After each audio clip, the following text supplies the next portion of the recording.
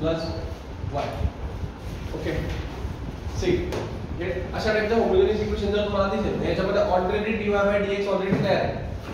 म्हणजे ते dy आणि dx च्या टर्म्स त्या सेपरेट होतात, त्या सेपरेट नसून याला ऑलरेडी dy बाय dx तयार केलेलं आहे. आपण dy dx ने डिवाइड केलं होतं पहिल्या मागच्या क्वेश्चन मध्ये है ना. इथं असं होतं बघा, इथं dx आणि इथं असं काहीतरी dx वगैरे होता, असं dx इथं आपण याला डिवाइड करून घेतो तर dx ने म्हणजे हा dx कॅन्सल होईल, हा dx कॅन्सल होईल आणि इथं dx येऊन जाईल. कळलं का. ते dx dy बाय dx चे टर्म तयार करायचे आहे. मग फर्स्ट क्वेश्चन मध्ये आपण तयार केली होती dx ने डिवाइड करून. ओके आता या क्वेश्चन मध्ये ऑलरेडी दिलेली मग त्यामुळे ते वरची स्टेप वाचली.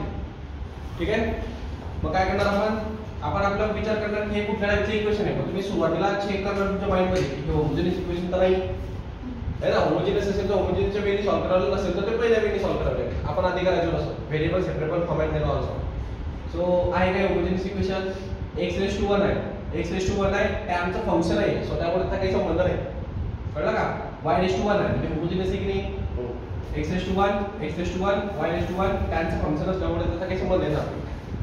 ओके सो होमोजेनियस इक्वेशन आहे, याला होमोजेनियसच्या वेळी सॉल्व्ह करावं लागेल.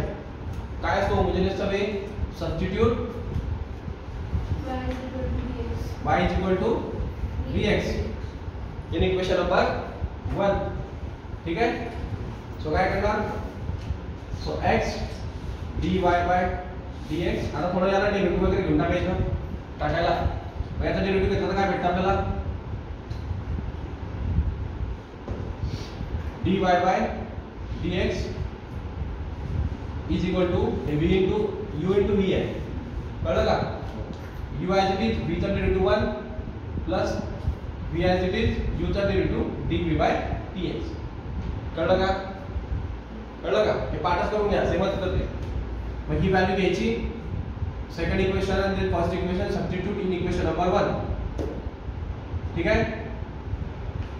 तर काय भेटेल x dy बाय dx च्या जागी आपण काय सबस्टिट्यूट करणार v plus x dv by dx is equal to x tan of y means vx divide by x in bracket y म्हणजे vx. ठीक आहे. इझी बघा प्रकार. मग त्यानंतर तुम्हाला दोन्ही साइडला पाय x तुम्ही कॉमन काढू शकता है ना. इकडे दोघांमध्ये x कॉमन घेऊ शकतो की नाही. मग हा x कॉमन काढून घेतो, इथून पण x काढतो आणि हे ब्रॅकेटच्या मध्ये लिहितो. कळलं का. x कॉमन काढला मग हा x आणि हा x कॅन्सल होईल. याचा पण x कॉमन आहे ना बाहेर. आपण मग हा इकडे डिवाइड होता कॅन्सल होईल. सो काय होईल फक्त v plus x dv by dx is equal to इथं पण x कॅन्सल होईल. सो इथं tan inverse of tan of v plus v राहील. असं राहील. मग पुढे पहा आपल्याला काय पाहिजे.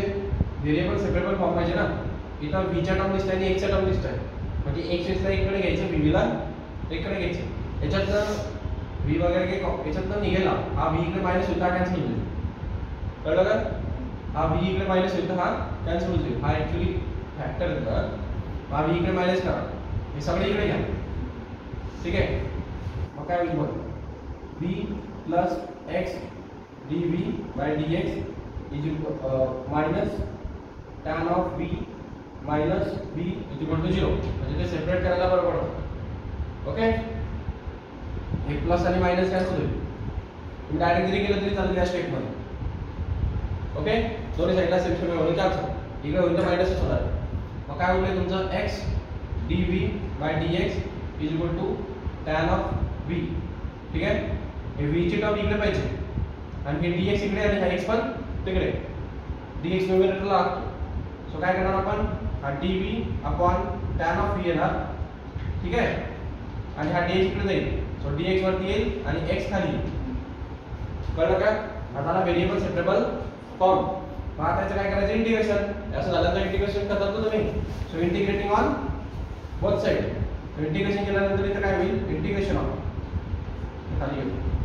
Integrating on 1 upon tan of v dv is equal to integration of 1 upon x dx. ठीक आहे. One upon tan of which integration,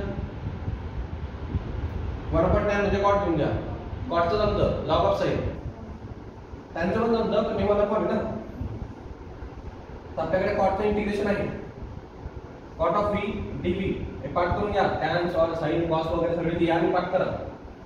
कॉटचं integration काढता येतं, one upon x log x येतं. ठीक आहे, सध्याला जाऊ द्या अजून एक साथ घेऊ. Okay, so cot of v चे इंटिग्रेशन काय असतं, log of sine of x म्हणजे साइन ऑफ व्ही झालं इथं, कळलं का? Log of sine of x cot of चे इंटिग्रेशन आणि वन अपॉन एक्स हे कोणाचं येतं, लॉग ऑफ एक्स, बरोबर ना, प्लस सी झालं. तर काय होईल, या लॉगला एका बाजूला घे. ओके, आणि काही कॉमन इंटरसेक्शन याला जर इकडे घेतलं तर होईल log of sine of v minus log of x plus c equal to 0. तो सी तिकडे तर राहू दिलं तरी झालं. ठीक आहे, कॉन्स्टंट येतो, त्यात काही ऍड झालं, सबट्रॅक्ट झालं, मायनस झालं, प्लस झाला, काही फरक पडत नाही. या दोघांचे सबट्रॅक्शन असल्या कारणाने याच्यातून लॉग जर कॉमन काढला तर ते होऊन जाईल डिवाइड. ठीक आहे ना, so sine of V divided by x is x.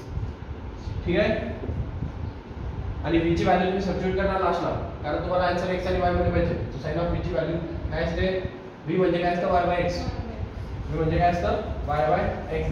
आठवून घ्या, इथून निघते v ची व्हॅल्यू, ती व्हॅल्यू घ्यायची आणि या v च्या जागी सबस्टिट्यूट करायची. सो काय भेटणार, log of in bracket sine of y by x divide by x आणि इक्वल टू c. म्हणजे एवढं सॉल्व करा. काय सॉल्व करायचं,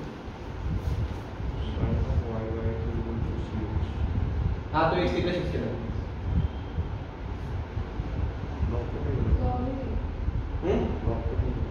लॉग काढून टाकला दोन साईडचा, ते पण जमतं, असं पण जमतं. आता हे आन्सर दिलं तरी चालेल, पण कॉम्पिटिटिव्हला जर का लॉग दिसणार नाही तुम्हाला. आता हे कसं आहे, कॉम्पिटिटिव्हच्या हिशोबाने असतो तो हिशोब, बोर्डला इथपर्यंत चालतं, कारण तुम्ही बोर्डचे रूलच फॉलो केले ना, हे वेगळं नाही. पण कॉम्पिटिटिव्ह एक्झामला समटाइम्स तुम्हाला लॉग दिसणार नाही, मग तुम्हाला आन्सरला थोडंसं व्हॅरी करावं लागेल. मग तिथं जर साइन वगैरे असे ऑप्शन आहेत, लॉग वगैरे दिसत नाहीये, तर मग याचा अर्थ हा लॉग कॅन्सल झालेला आहे. आता लॉग कधी कॅन्सल होईल, जेव्हा left hand side left hand साइडला लॉग येईल तेव्हा कॅन्सल होईल. आपण दोन्ही साइड एकला घेतल्यामुळे तो कॉमन निघाला, कळलं का? एका बाजूला घेतल्यामुळे तो कॉमन निघाला. आपल्याला तो कॉमन नको पाहिजे, आपल्याला त्याला कॅन्सल करायचे, मग आपण काय करणार, त्याला तिकडे जाऊ देणार, म्हणजे इकडचा लॉग इकडचा लॉग गेट कॅन्सल. मग त्याच्यासाठी रफ करू का, हे राहू दे लक्षात. हा असं पण ऑप्शन असू शकतो, ते ऑप्शन काही असू शकतात, छोटी कशी फिरतात ते मॅथ्स मध्ये. सो सगळ्या गोष्टी बरोबर असतात बोर्डमध्ये. आता मला सांगा, मला जर लॉग नको आहे समजा, ऑप्शन मध्ये दिसतंय तुम्हाला की लॉग नाहीये, मग तुम्ही काय करणार, हा लॉग इकडनं ओढण्याच्या ऐवजी इकडे या स्टेप मध्ये हा लॉग आणि हा लॉग कॅन्सल होण्यासारखा आहे. बट त्याच्यामध्ये प्रॉब्लेम आहे की हा सी, या दोघांमधून लॉग कॉमन निघल्याशिवाय, हा कॉमन लॉग निघल्याशिवाय हा लॉगला कॅन्सल होणार नाही. मग हा सी ना, मी तुम्हाला मागे पण सांगितलंय, हा जो कॉन्स्टंट असतो याच्यात ऍड करा, सबट्रॅक्ट करा, मल्टिप्लाय करा, डिवाइड करा, डेरिव्हेटिव्ह ज्या काही घ्या, कॉन्स्टंटच भेटणार शेवटी. मग त्याला मी लॉग पण टाकू शकतो, मी त्याला एक्सपोनेंट पण टाकू शकतो, मी त्याला मल्टिप्लाय पण करू शकतो, मी त्याला काही करू शकतो. कळलं का? तो कॉन्स्टंट नंबर कॉन्स्टंटच असतो. मग त्या आज पर आपल्याला जर लॉग नको आहे तर मग याला लॉगची गरज आहे ना कॉमन निघण्यासाठी, याला तर लॉग देताच येऊ शकतो ना, नाही कळलं? लॉग देता येऊ शकतो त्याला, त्याचा काही प्रश्न नाहीये, कॉन्स्टंटचा काही इश्यू नसतो. मग मी याला लॉग ऑफ सी लिहिलं तर काही बिघडेल का? काहीच बिघडत नाही, कॉन्स्टंटच येतो. याच्यात लॉग कॉमन काढून घ्या, म्हणजे काय होईल, लॉग कॉमन निघेल, in bracket x into c येईल. ओके, प्लसचं मल्टिप्लिकेशन मध्ये कन्वर्ट होईल. ओके, देन इकडे पहा, लॉग ऑफ हा येईल तो साइन ऑफ v. ठीक आहे, हा लॉग आणि हा लॉग कॅन्सल होऊन गेला तर, कारण तो कॉमन लॉग आहे त्यांचा. देन तुम्हाला भेटेल पहा sine of v is equal to x c. त्याच्यामध्ये v ची व्हॅल्यू आहे तुमच्याकडे y बाय x, बरोबर, ती व्हॅल्यू टाका. So sine of y by x is equal to x c. एवढंच होईल, आता याच्या पलीकडे नाही होत. अजून काय झालंय का?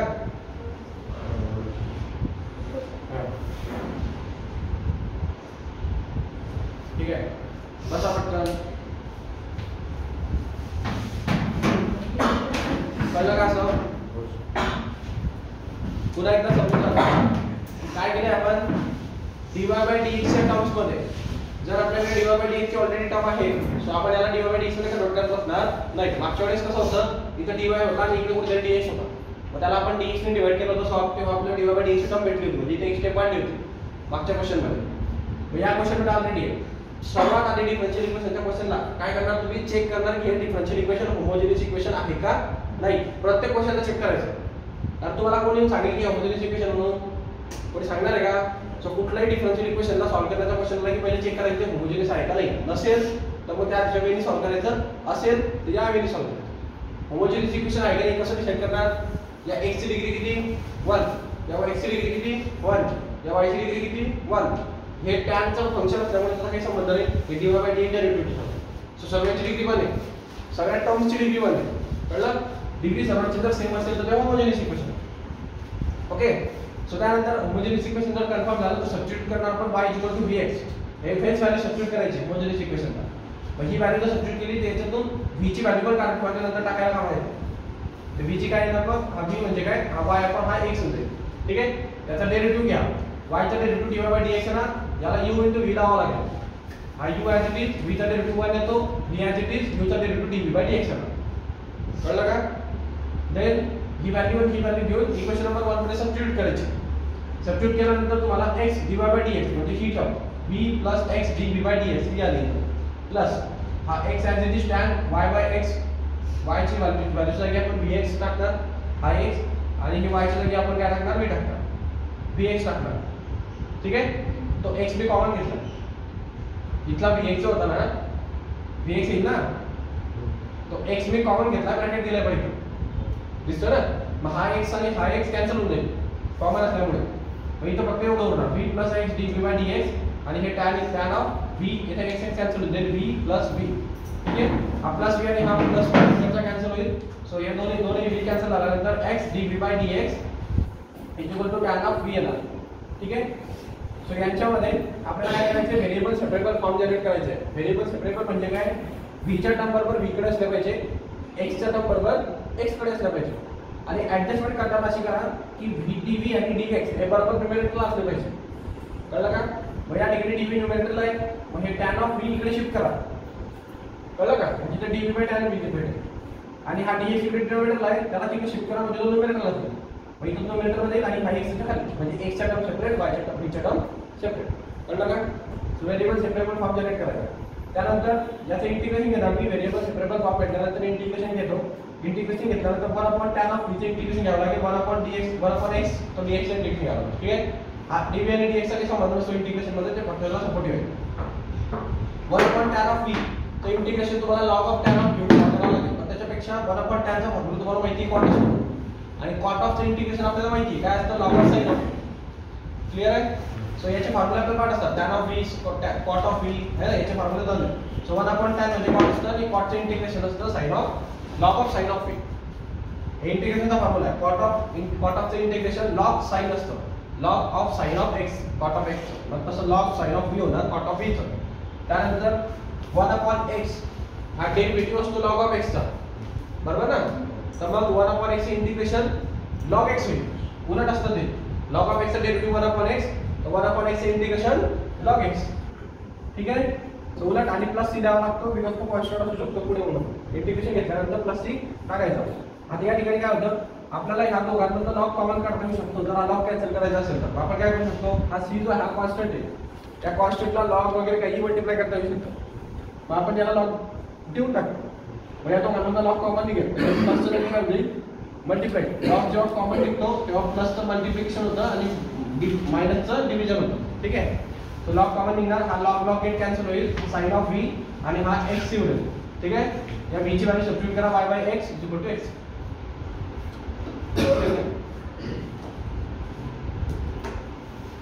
घेऊ पुढचा सम. बुक मध्ये दिलेलं आहे सोल्युशन, फक्त काही स्टेप्स नसतील. त्या स्टेप्स जर तुम्हाला लिहायचे असेल तर लेक्चर बघून पाहू शकतो. रेकॉर्डिंग करूया ना, लेक्चर बघून घ्यानंतर बघून घ्या. पुढे जाऊ का.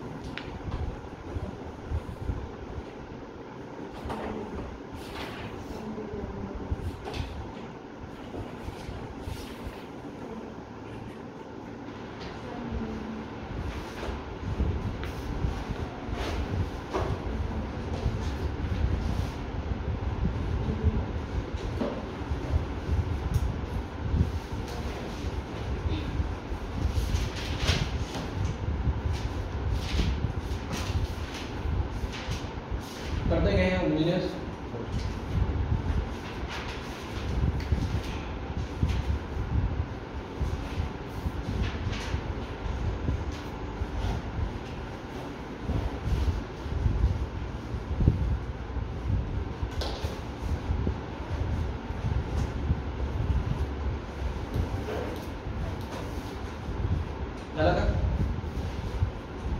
झालं का?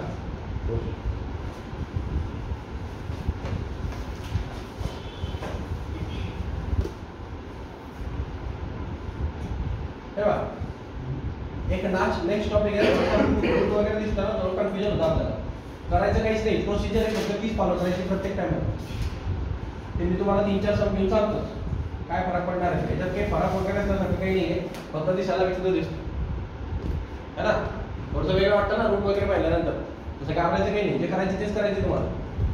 जर याच्या डिग्रीचा आपण विचार केला तर ही टर्म इकडे शिफ्ट करून घेतो मी सध्याला. ओके, ही इकडे म्हणजे काय होईल, x dy by dx is equal to y plus square root of x square plus y square. ठीक आहे, जरा सिंपल वाटेल ना. हा x डिवाइड होतो की टोटल आहे ना,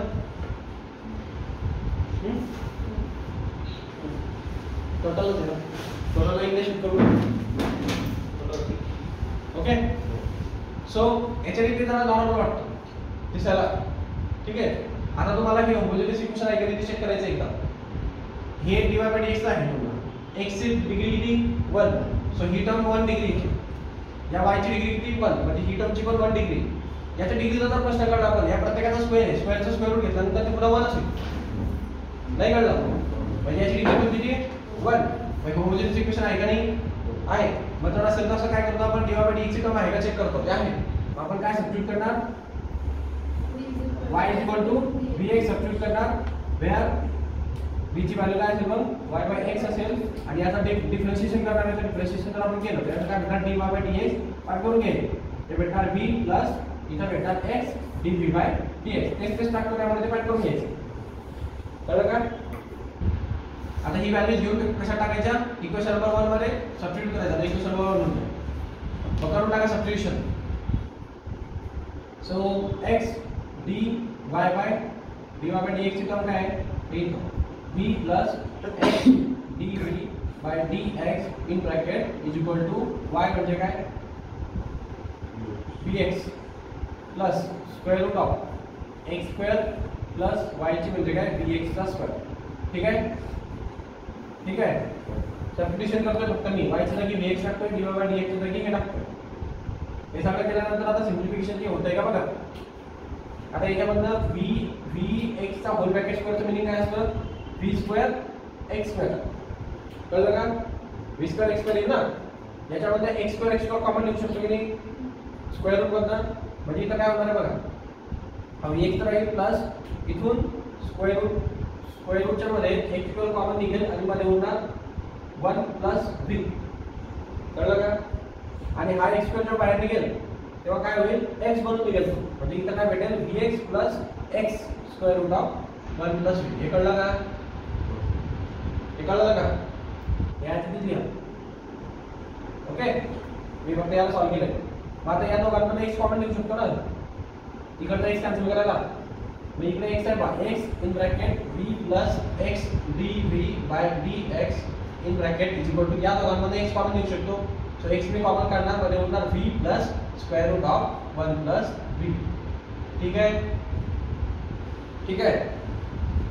सो हा x आणि हा x गेट कॅन्सल, दोघं एकदा कॉमन निघत असतील तेवढं काढून टाका, जेवढं सिम्प्लिफिकेशन होईल तेवढं करू शकतो तुम्ही. सो याच्यात काय होईल आता, v plus x dv by dx, v plus तो v पण कॅन्सल होणार आहे, v plus x dy by dx dv dv by dx is equal to v plus square root of 1 plus v. ठीक आहे. आता याच्यामध्ये हा प्लस v आणि हा प्लस v दोन्ही साइडला आहे ना, तो v इकडे जो येईल तो मायनसच होणार आहे तो. कळलं का, त्यामुळे तो डायरेक्ट कॅन्सल केला तरी चालेल. जसं इकडे करणार आणि x इकडे जाऊन डिवाइड मध्ये येणार तो कॅन्सल होईल. सेम टर्म दोन्ही साइडला असतील तर कॅन्सल होऊन जातात. सारख्या टर्म प्लस प्लस साइन सारखे पाहिजे. आपला साइड आपण प्लस पाहिजे, इक्वल टूच्या दोन्ही साइडला असण्यासाठी, आणि एका साइडला असेल तर प्लस मायनस पाहिजे, असं असतं. सो हा v गेट कॅन्सल. सो इथं होतं x dv by dx is equal to square root of 1 plus v. ठीक आहे. मग आता काय करणार, व्हेरिएबल सेपरेबल फॉर्म जनरेट होऊ शकतो ना, आहे ना, फक्त x चा टर्म आहे v चा टर्म आहे, अजून काय म्हणलं याच्यात.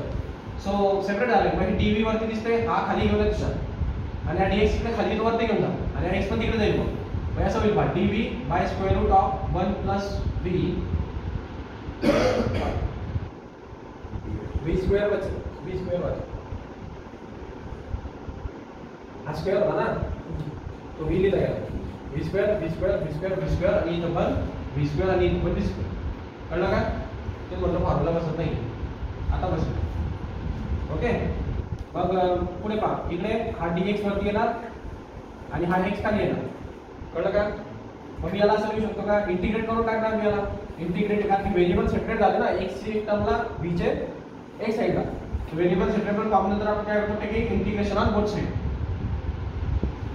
ठीक आहे सो इंटिग्रेशन करणार 1 upon square root of 1 plus v square आणि हे dv इकडे लिहितो मी बाजूला is equal to integration of 1 upon x dx integration खूप इझी आहे त्याच्यामध्ये जास्त टफ इंटिग्रेशन येत नाही कळलं का ते इंडेफिनाइट इंटिग्रेशन डेफिनाइट इंटिग्रेशन मध्येच असतं इथं फक्त बेसिक असतं त्याचं फंडामेंटल हा फॉर्म्युला आहे तुमच्याकडे 1 plus 1 upon v square square root मध्ये काढा ते सगळे भरपूर फॉर्म्युले माहिती लिहून दिलेले मी आठवत आहे का त्याच्यामध्ये आपण एक फॉर्म्युला होता a square plus x square असा फॉर्म्युला होता 1 upon square root of a square plus x square आठवला का काय होतं ते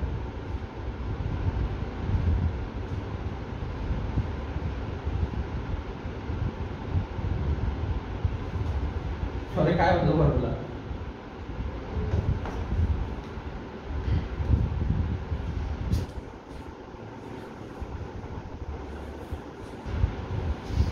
तुम्हाला सांगितलं सगळे फॉर्म्युले एका पेजवर घ्यायचे सुरुवातीच्या कुठे नोटबुक आहे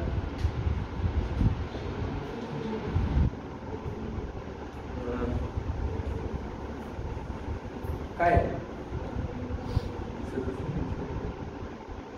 तुमचा हाताला 1 upon square root of a square plus x square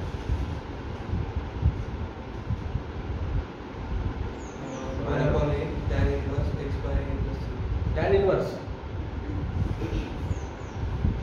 square root any इधर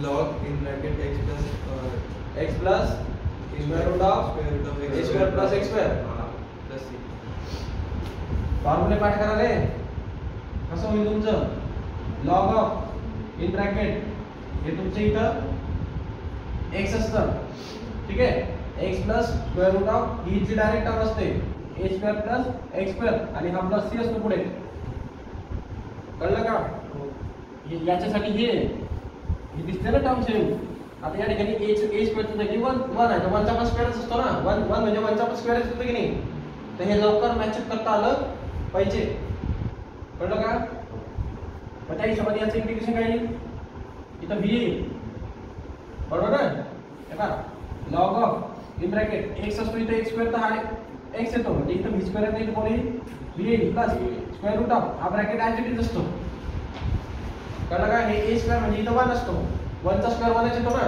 याला a स्क्वेअर एंट्री दिलेल का मग हे टर्म डायरेक्ट येईल इथं 1 प्लस x स्क्वेअर म्हणजे तसं 1 प्लस v स्क्वेअर येईल इथं प्लस c नाही कळलं इंटिग्रेशनचे बेसिक रूल आहे ते शिकवलेलं मागच्या वेळेस मी इंटिग्रेशन लावा मग ते काय होईल log of in bracket v plus square root of 1 plus v square हा ब्रॅकेट क्लोज याचा is equal to 1 upon x चा log ऑफ x आणि तो प्लस c आता हे परत ते c आले की आपण याला log प्लस याला log घेऊन टाकलं तर मागच्या वेळेस बघितलं आपण इकडचा log कॅन्सल करायला पहिला काय करतो आपण या c ला log ऑफ c लिहितो की बिघेल का चालेल ना ते कॉन्स्टंट येतो त्याला log लावा एक्सपोनेंट लावा डेरिव्हेटिव्ह घ्या इंटिग्रेशन घ्या काही घ्या त्याला काही फरक पडत नाही का आम्ही कसं करतोय कारण मला इकडचा लॉग कॅन्सल करायचं तर इकडनं लॉग कॉमन घेणं गरजेचं आहे तर याच्यातनं लॉग कॉमन घ्या लॉग जर मी कॉमन घेतला तर मला काय भेटेल x * c भेटेल ना ते ॲडिशनचं मल्टिप्लिकेशन होईल इकडे लॉग येईल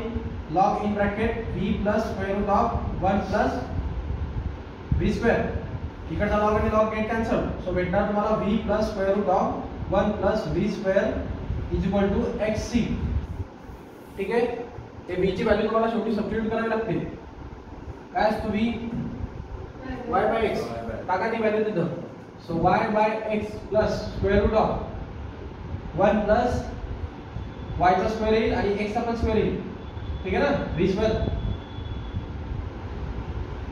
ठीक आहे. v ची व्हॅल्यू घेतली मी सबस्टिट्यूट केली y by x. Okay, so त्याला थोडं सिम्प्लिफाय करा. सो इथे भेटणार y by x plus square root of, याला क्रॉस मल्टिप्लाय करा, इथे भेटणार x square plus y square upon x square is equal to xc. ठीक आहे. जर मी याचा स्क्वेअर रूट घेतला तर वरचा जर निघणार नाही, खालचं निघेल ना. मग याला मी असं म्हणू शकतो y upon x plus square root of x square plus y square divided by x. ठीक आहे, इज इक्वल टू xc. हा x x कॉमन निघेल, तो तिकडे जाऊन मल्टिप्लाय होईल. ओके, सो काय भेटेल y plus square root of x square plus y square is equal to हा x कॉमन निघून तिकडे मल्टिप्लाय होईल, तिकडे भेटणार x square plus c, x square into c. ठीक आहे, कॉमन निघेल हा दोघांचा, आणि तो इकडचा कॉमन जाऊन तिकडे मल्टिप्लाय होईल ना. मग x ला मल्टिप्लाय केलं तर x स्क्वेअर होईल. नाही कळलं? हे फायनल सोल्युशन आहे तुमचं जनरल इक्वेशन. काय आलंय बुक मध्ये तेच आहे का? सो बघा, परत एकदा सांगतो, मी याची एक्सरसाइज तुमच्या नावावर ठेवलंय म्हणून 2 वेळेस एक्सप्लेन करतोय मी, कारण तेच पॅटर्न आहेत, सारखेच क्वेश्चन आहेत सगळे. असं दिसलं ना काही पण की त्याला थोडंसं नॉर्मल फॉर्मॅटमध्ये कन्वर्ट करून घ्या. हे गुड डिवाइड लिस्ट याला एक शिफ्ट करून घ्या, म्हणजे ते व्यवस्थित वाटेल जातं. कळलं का? कॉम्प्लिकेट होणार नाही. मग होमोजिनियस आहे का नाही ते चेक करा, त्याची डिग्री चेक करा प्रत्येक टर्मची. मला आहे का? आहे. मग होमोजिनियस आहे, मग y इक्वल टू vx टाका, v ची व्हॅल्यू y बाय x टाका, त्याचा डेरिव्हेटिव्ह घ्या, तो भेटणार v plus x dv by dx. ठीक आहे. मग ही व्हॅल्यू घेऊन याच्यात टाका, ही व्हॅल्यू घेऊन सगळे इक्वेशनला सबस्टिट्यूट करा. सबस्टिट्यूट केलं मी थोडं याला सिम्प्लिफिकेशन करतोय की कॉमन निघत असेल तर चांगलं काढा कॉमन, कारण इकडचं कॅन्सल होणं गरजेचं आहे. सो याच्यात की कॉमन निघताय का? इथं x स्क्वेअर कॉमन निघू शकतो. x स्क्वेअर कॉमन काढला, x स्क्वेअरच्या बाहेर घेतला, x होईल, त्याच्यात x कॉमन काढला, असं होईल. कळलं? इकडचा x कॅन्सल होऊन जाईल, एवढं उत्तर हा v कॅन्सल होऊन जाईल, एवढंच होतं. क्लिअर आहे? बघा, आता मला याच्यामध्ये व्हेरिएबल सेपरेबल फॉर्म जनरेट करता येऊ शकतो, बिकॉज फक्त 2 स्टेप तुमच्याकडे अवेलेबल, ते पण इझीएस्ट फॉर्म मध्ये. ठीक आहे. मग तुम्ही याला सेपरेट करणार, इथे येणार. आपल्याला हे मला पण 1 प्लस b स्क्वेअर हा a square plus x square square root मध्ये त्याचा फॉर्म्युला येतो. त्याचा फॉर्म्युला असतो log of x plus square root of a square plus x square. त्या हिशोबाने मी त्याला सॉल्व्ह केलं. त्यानंतर मला पण x चं इंटिग्रेशन log ऑफ x चं, आणि हा c जो घ्यायचा आहे तो c घेऊ शकतो मी, बट मी log ऑफ c घेतला बिकॉज मला log कॉमन काढायचा आहे, कारण इकडे log आहे. कळलं का? जर इकडे log नसेल तर हा log c घ्यायची गरज नाहीये. जर इकडे log असेल तर हे कॉमन काढून तो log कॅन्सल करून टाका. समजलं ना? सो लॉग घ्या, इथून कॉमन काढा, हे x होणार, हा लॉग कॅन्सल होणार, हे 2 टर्म उरल्या. आपल्याला हे v ची व्हॅल्यू शेवटी टाकावी लागेल, बिकॉज आपण ती सबस्टिट्यूट केलेली आहे. इक्वेशन ऍक्च्युअली x आणि y मध्येच होतं. सो v ची व्हॅल्यू घेऊन सबस्टिट्यूट करा, y बाय x होणार, इथं y square by x square येईल, बिकॉज तो v स्क्वेअर होता. ठीक आहे. त्यानंतर हे x राहणार, याला थोडं सिम्प्लिफाय करतो, क्रॉस मल्टिप्लाय करतो, x square into 1 x square होणार plus y square divide by x square येईल. याचा स्क्वेअर रूट जर घेतला मी तर वरचा स्क्वेअर रूट निघत नाही, पण खालचं निघेल. मग इथे x येणार, हा x आणि x कॉमन डिनॉमिनेटर होईल, तो तिकडे जाऊन मल्टिप्लाय. कळलं का? तुम्हाला हे क्वेश्चन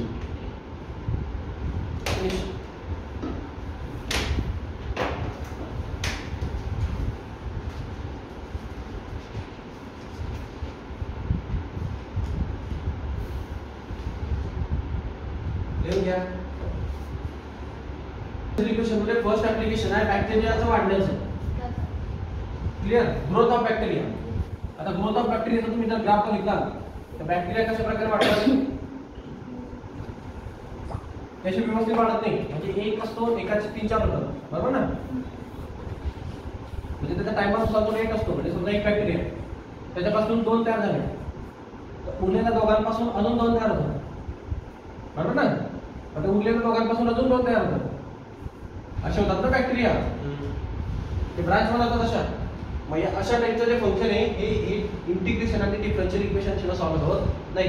याला तुम्ही कोणची इक्वेशन सॉल्व्ह करणार? एका स्ट्रेट लाईन आहे का लिनियर ग्राफ काढायला? कळलं का?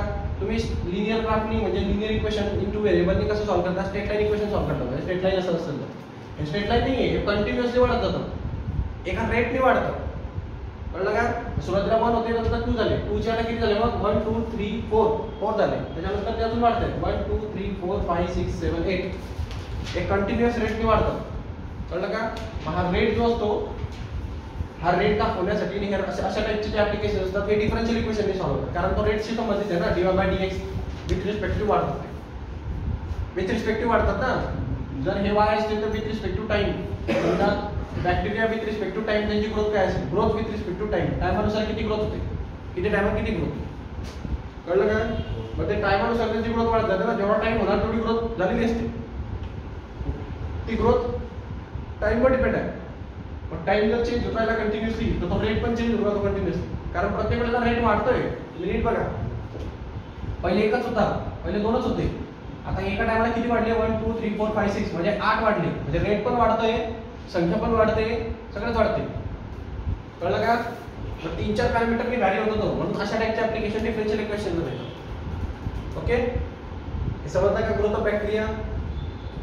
हा, मग ग्रोथ ऑफ बॅक्टेरिया काय आणि आपली पॉप्युलेशन काय? माणसांचं पण असंच आहे ना, ह्युमन पॉप्युलेशन सेम वेळी वाढते, एकाचे 2, 2चे 4, 4चे 5 चालले. आता असंच होतं ना, एकाचे 2, 2चे 4 चालले पुढे.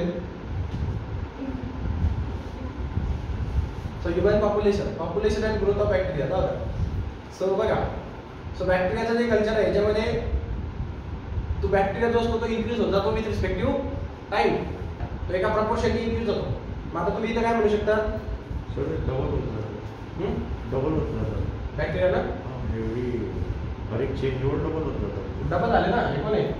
आता इथं 8 वेळेस झाले ना, 4 बॅक्टेरिया त्याचे डबल झाले, पुन्हा 8चे 16 होतील, पुन्हा त्याचे पुढचे 32 होतील, चाललं काय वाटत. आता हे इथं 2 2 आहे म्हणून प्रत्येक जण 2 तयार करतो म्हणून असं, तर काही फक्त 2च नाही तयार करत, ते भरपूर तयार करतात. एका बॅक्टेरियाचे भरपूर तुकडे पडतात, ते त्यांचे रिॲक्शन असतात ना, ते अमिबा वगैरे तुकडे पाडून तयार करतो. हा, काहीतरी असतं ते बायोमध्ये, तसा प्रकार येतो. कळलं का? पण अशा टाईपचे जर आपल्याला ग्रोथ वगैरे बॅक्टेरियाची काढायची असेल तर आपल्याला कोणतं ऍप्लिकेशन करावं लागेल, तर डिफरन्शियल इक्वेशनचे यूज करावं लागणार. कळलं?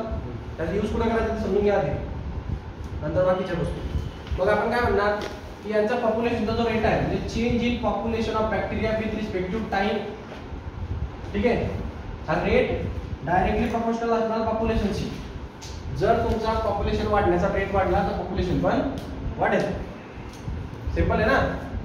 Change rate of change of population with respect to time, हा जो रेट जर वाढला तर पॉप्युलेशन सुद्धा ग्रो होणार. म्हणजे जर एकाचे 2 बनत होते तर त्या टायमाला जरा कमी पॉप्युलेशन होते, एकाचे 4-4 बनायला लागले तर पॉप्युलेशन अजून वाढेल. नाही समजलं? हा, मग हा बेसिक इक्वेशन आहे. मग हे आपण तुम्हाला माहिती आहे की प्रोपोर्शनॅलिटी काढण्याच्यामध्ये आपण काय करतो, dp/dt म्हणजे rate of population with respect to time is equal to एक कॉन्स्टंट टाकणार आपण आणि के प्रोपोर्शनॅलिटी कॉन्स्टंट के. कळलं का? केलं ना तुम्ही असं? हा, मग आता पुढे पहा. समजा मी याला व्हेरिएबल सेपरेबल फॉर्म लावत होता, हे तुम्हाला डिफरन्शियल इक्वेशन भेटलं ना. हे काय आहे? डिफरन्शियल इक्वेशन आहे रे. dy/dx ची टर्म आहे, एक याची टर्म आहे, याला इथं k ची टर्म आहे, इथे याची टर्म आहे. आपण काय करू, याला व्हेरिएबल सेपरेबल फॉर्म लावून टाकू. कळलं का? हा dp च्या खाली dp घेऊन येऊ आणि dt त्याच्याकडे घेऊन जाऊ. हा कॉन्स्टंट आहे. कळलं का? हा p इकडे घेऊन या. मग व्हेरिएबल सेपरेबल फॉर्मने हा p इकडे खाली जाईल आणि हा dt तिकडे वरती जाईल. कळलं का?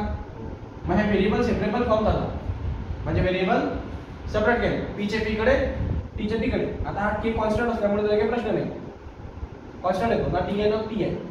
मग याला असं केल्यानंतर आपण काय करतो, इंटिग्रेटिंग ऑन बोथ साइड ना, व्हेरिएबल सेपरेबल फॉर्मला म्हणजे इंटिग्रेशन करतो, बरोबर की नाही? मग हा dp बाजूला निघेल, इंटिग्रेशन ऑफ 1/p आणि हा dp निघणार आणि इकडे इंटिग्रेशन ऑफ k निघणार आणि हा dt निघणार. आता 1/p चे इंटिग्रेशन काय असतं, log of p, आणि k चे इंटिग्रेशन काय येईल,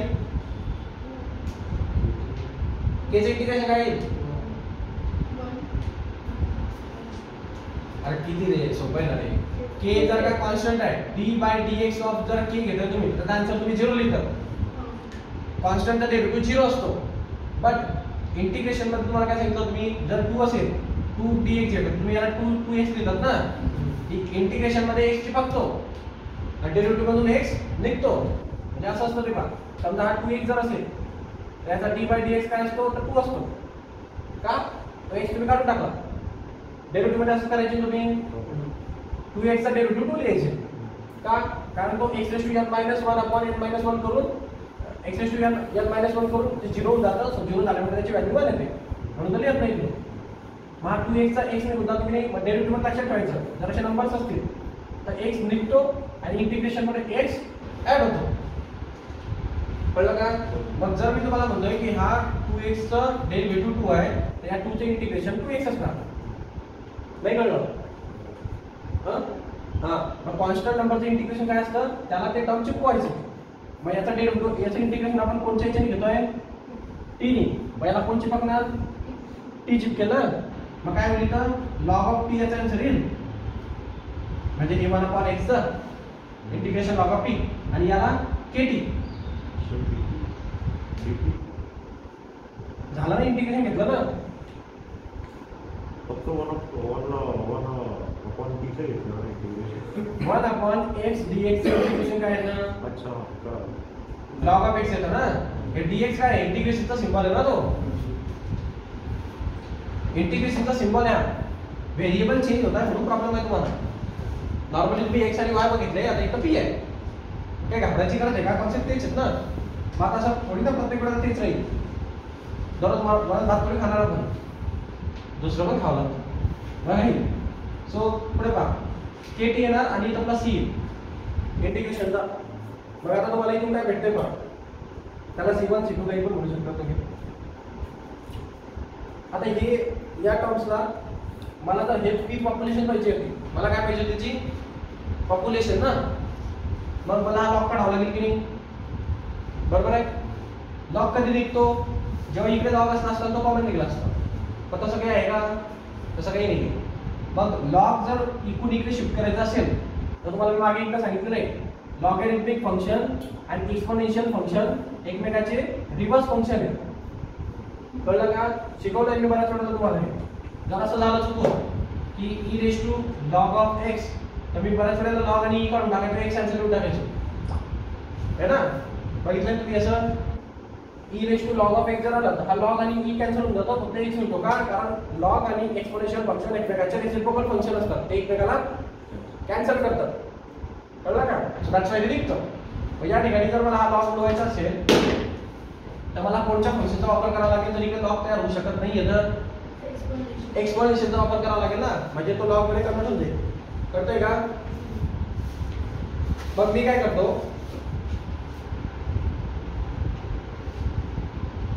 याला एक्सपोनेन्शियलचा वापर करतो. म्हणजे याला एक्सपोनेन्शियल फंक्शन मध्ये घेतो इथं. ओके. मग हा e रेज टू kt येईल ना, हा log जर इकडे गेला तर कळतंय का? हा log जेव्हा इकडे जाईल तेव्हा तो e रेज टू kt मध्ये येऊन जाईल. ओके. इथं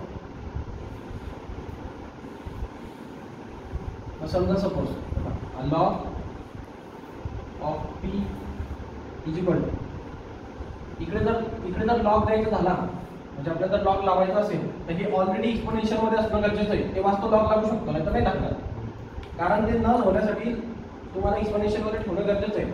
म्हणजे समजा मी पहा की जर याला इकडे पण log दिला, ओके, log दिला समजा लेफ्टला पण, तर त्याच्यासाठी मला काय करावं लागेल? याला एक्सपोनेन्शियल मध्ये टाकावं लागेल ना. तेव्हा तो एक्सपोनेन्शियल लॉग कॅन्सल होते. ऍक्च्युअली इक्वेशन तेच राहील. नाही कळलं? हां, अरे जाऊ एवढ्या टप्प्याला मला हा लॉग इकडे घेऊन जा, इकडे एक्सपोनेन्शियल केटी लिहा है ना, आणि हा सी त्याला चिपकून टाका. संपला विषय. एवढं तर कळतं. जाऊ विषय सोडून टाक. एवढंच करायचं घेऊन लॉग इकडे टाकला की इकडे एक्सपोनेन्शियल लावायचं. ओके, ठीक आहे. हा सी म्हणजे काय असतो?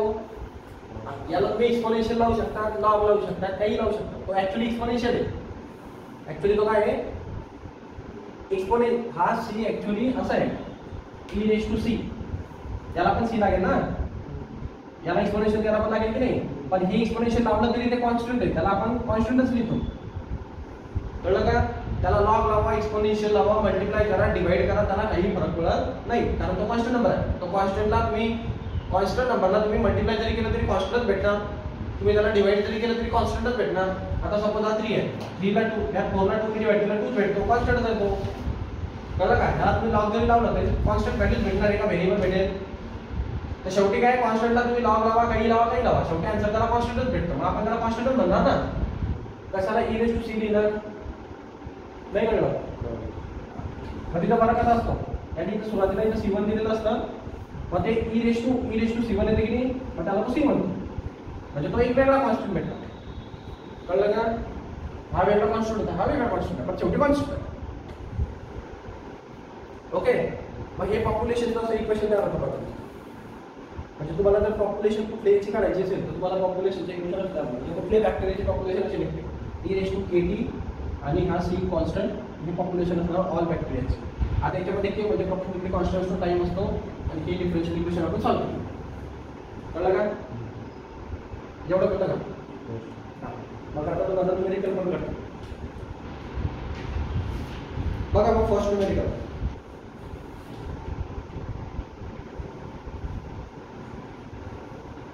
द पॉप्युलेशन वाचा पहिले अध्यक्ष. The population of a town is increasing at a rate proportional to the population at that time.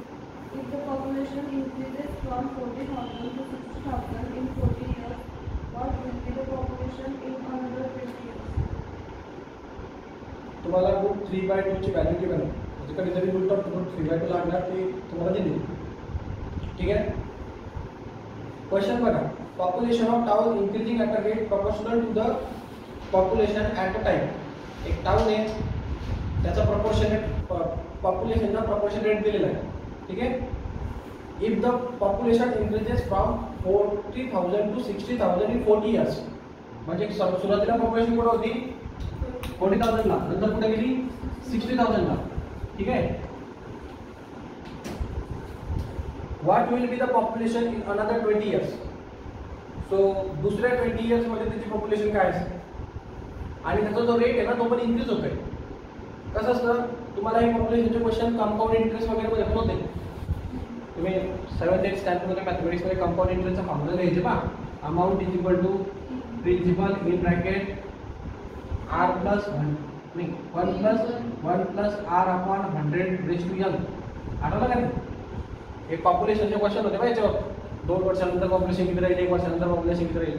पण याचा विषय असा आहे की याचा रेट कसा असतो, फिक्स असतो. कसा असतो म्हणजे प्रत्येक वर्षाला 5% वाढणार, 6% वाढणार. इथं रेट सुद्धा इन्क्रीज होतोय. समजलं का क्वेश्चन? म्हणून इथं डिफरन्शियल इक्वेशन वापरावं. म्हणजे रेट जर फिक्स असेल तर तुम्ही कंपाऊंड इंटरेस्टचा फॉर्म्युला वापरून सॉल्व्ह करू शकता. बट रेट जर वाढतोय आणि पॉप्युलेशन पण वाढते, मग त्यावेळेला तुम्हाला हे फॉर्म्युला वापरणं शक्य आहे का? प्रत्येक वेळेला रेट वाढतो ना, आहे की नाही? मग त्याच्यासाठी डिफरन्शियल इक्वेशन यूज केलं जातं. हा प्रश्न आलाच की तुमच्या मनात, पॉप्युलेशन आम्ही आधी पण काढलेली, मग आता डिफरन्शियल इक्वेशन का काढायची? त्याचं कारण सांगतो, इथं रेट फिक्स होता, इथं रेट फिक्स असतो, इथं रेट फिक्स नसतो. यांनी सांगितलं ऑलरेडी क्वेश्चन मध्ये. Town increasing at a rate of population. Rate कसा होतोय, इन्क्रीज होतोय. सो रेट फिक्स नसल्या कारणाने डिफरन्शियल इक्वेशन सॉल्व्ह करावं लागेल. रेट जर फिक्स असेल तर आपण त्याला कंपाऊंड इंटरेस्ट सॉल्व्ह करू मॅथ्सला. ठीक आहे. आता पुढे जाऊ. सो बघा, पी तुमची पॉप्युलेशन आहे किती टाइम मध्ये वाढलेली, टी टाइम मध्ये वाढलेली. आपण अजून केलं होतं मागे. पी पॉप्युलेशन आहे किती टाइम मध्ये वाढलेली, टी टाइम मध्ये वाढलेली आहे तिथं. त्याचा रेट जो असणार तो काय असणार, आता बघितलं ना, dp upon dt is directly is equal to kt असणार. केटी असणार. ठीक आहे. त्यानंतर होतं का relation, change in population with respect to time is directly proportional to population असणार. सो प्रपोर्शनॅलिटी कॉन्स्टंट टाकला मी तिथं के. ठीक आहे. हे बघितलं होतं आपण. याचं डिफरन्शियल इक्वेशन पण आपण सॉल्व्ह केलेलं आहे. काय म्हणजे होती, P is equal to K E raised to KT C. ठीक आहे. हा C म्हणजे काय असतो, हा C म्हणजे काय असतो, E raised to C1 म्हणजे वरच्याचा एक्सपोनेन्शियल फंक्शन. कळलं का?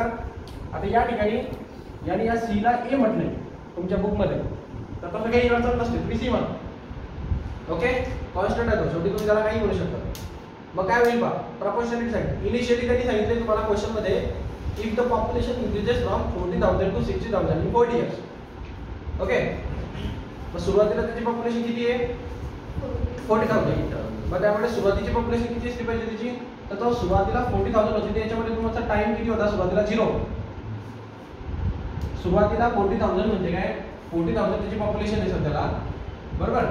त्या टायमाला टाइम किती आहे, 0. अजून टाइम वाढलेला आहे का, सुरुवातीची केस आहे. मग याच्यामध्ये पॉप्युलेशनच्या हिशोबाने किती आलं population is equal to e raise to k टाइमची व्हॅल्यू 0 आहे आणि पॉप्युलेशन किती दिली इनिशियल पॉप्युलेशन 40,000 कळलं सी ची व्हॅल्यू माहित नाही ठीक आहे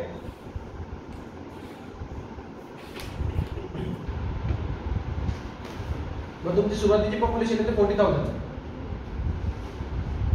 ठीक आहे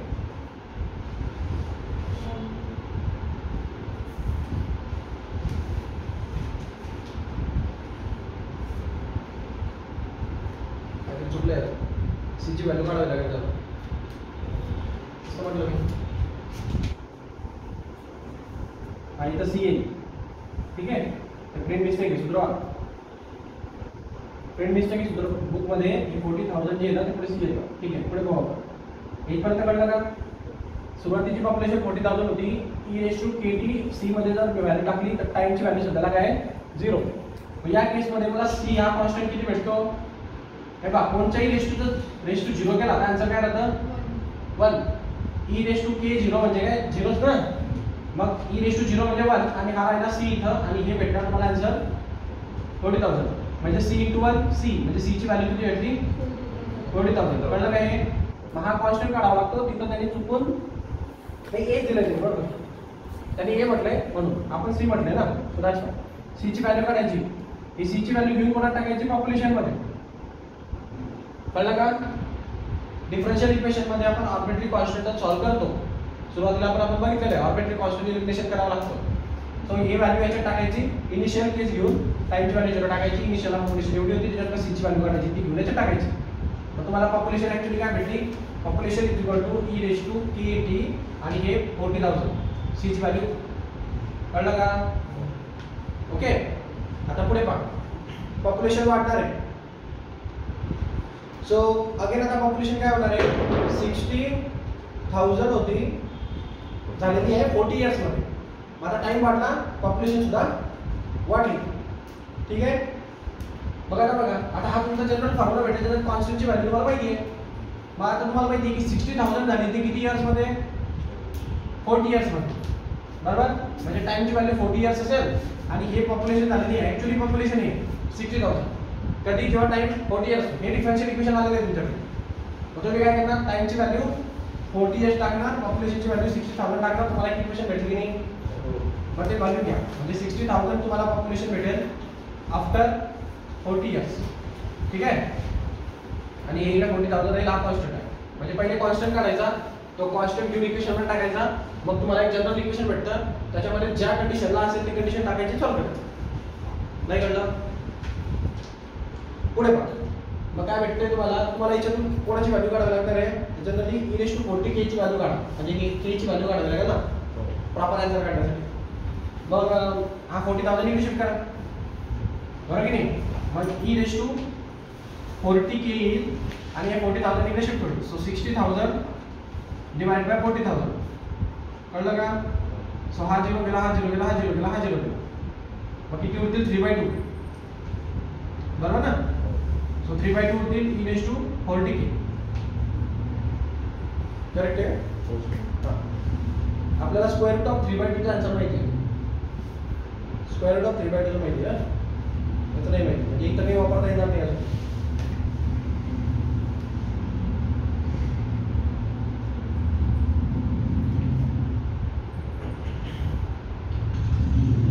बघा आता हे 40 इयर मधली पॉप्युलेशनचा विषय बरोबर आपल्याला क्वेश्चन मध्ये काय विचारलं त्यांनी की अनदर 20 इयर्स साठी किती पॉप्युलेशन असेल क्वेश्चन रीड करा नीट if the population increases from 40,000 to 60,000 in 40 years what will be the population in another 20 years so हे 40 इयर्स पर्यंतचा कार्यक्रम आहे 20 इयर्स त्याच्यानंतर नंतर पाहिजे ना म्हणजे 20 इयर्स त्याच्यामध्ये ऍड करावं लागतील म्हणजे 40 इयर्स प्लस 20 इयर्स नाही कळलं मग काय सांगितलं तुम्हाला याच्यामध्ये जर तुम्हाला 20 इयर्स ऍड करायचे झाले तर टोटल इयर्स किती झाले 60 बरोबर मग तुमच्या फॉर्म्युल्यानुसार काय हिशोब राहील जर 60 इयर्सचा काढायचं झालं तर हा बेसिक फॉर्म्युला आहे ना याच्यामध्ये पॉप्युलेशन किती पाहिजे 60 इयर्स नंतरची पाहिजे बरोबर माहित नाही आपल्याला पाहिजे e raise to k t म्हणजे किती येईल इथं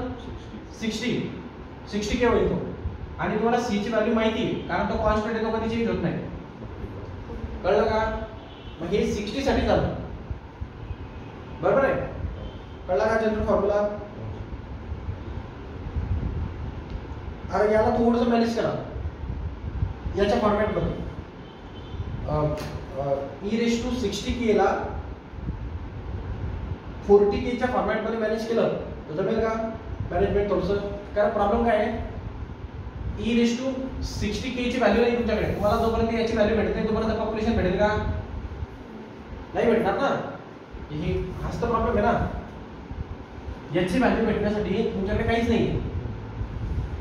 पण मग तुम्ही थोडंसं तुमच्याकडे कोणाची व्हॅल्यू आहे पहा, e⁻40k ची व्हॅल्यू आहे, बरोबर.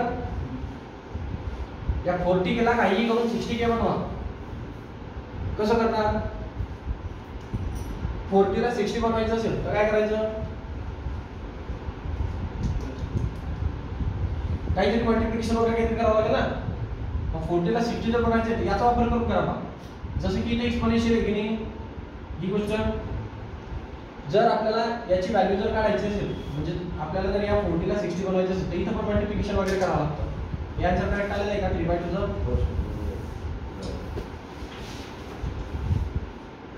40 घ्यायचं बरोबर.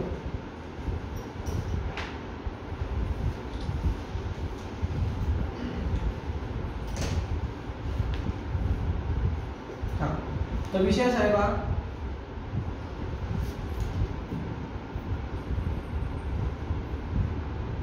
के ला 3/2 ने मल्टिप्लाय केलं की तुम्हाला 60k भेटतं. हे बघा हा रूल असतो. इथं कोणीतरी बेस असेल याचा, ओके.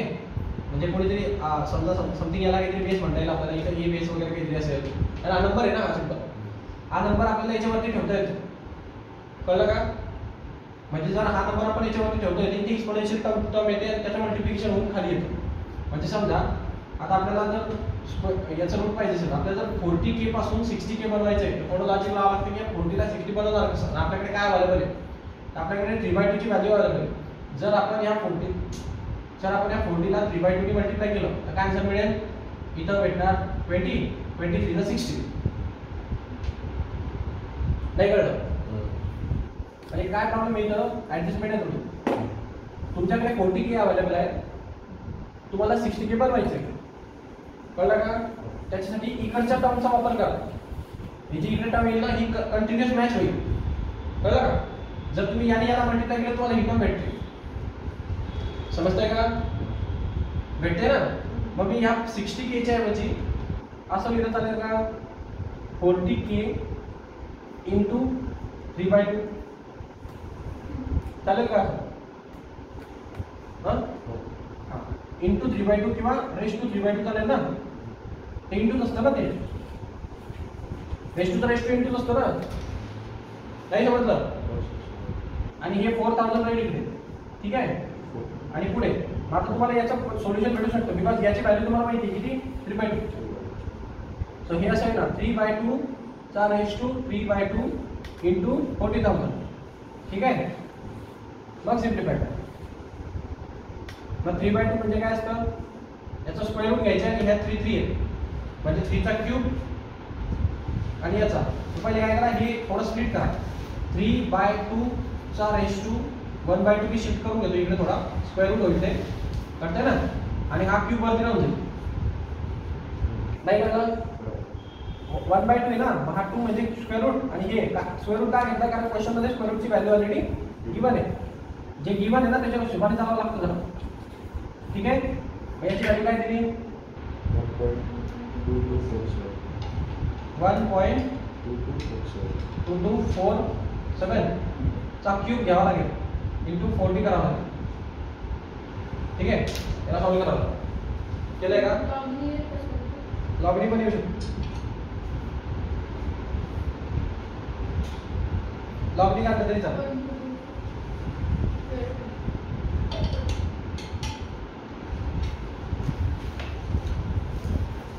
त्याचे क्लीन शीट कसं काय आलं?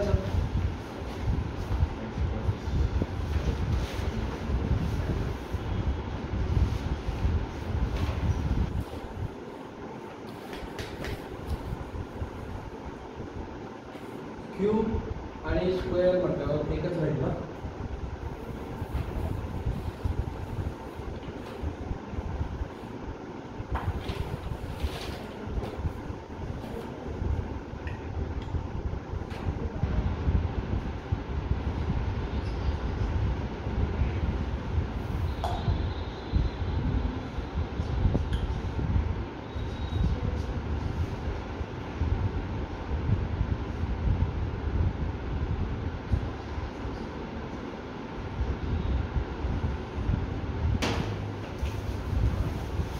थ्री इंटू थ्री आणि हे खाली भेटणार 2 इंटू 2 आणि आपल्याला याचं पण काय घ्यायचं स्क्वेअर रूट.